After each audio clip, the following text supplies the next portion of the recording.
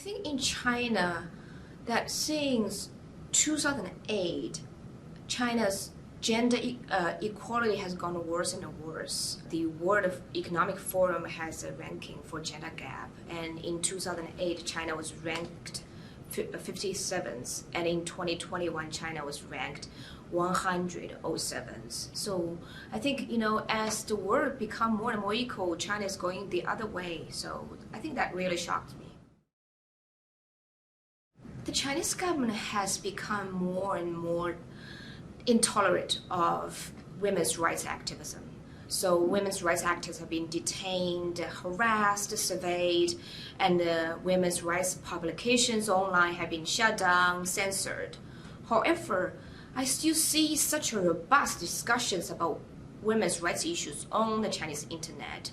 So people are still fighting back, and I think that's very encouraging. What worries me the most right now is that China is getting older and older as a country. The aging problem is a huge problem, and the Chinese government is encouraging more women to have children. So right now the policies are not that repressive. The Chinese government is saying is having policies encouraging women, like better housing vouchers, extra tax credits, things like that. That's okay. What I worry most is that the government could promulgate policies that are restrictive. Things like if you don't have, let's say, 2 or 3 children, you get punished, things like that. That worries me the most.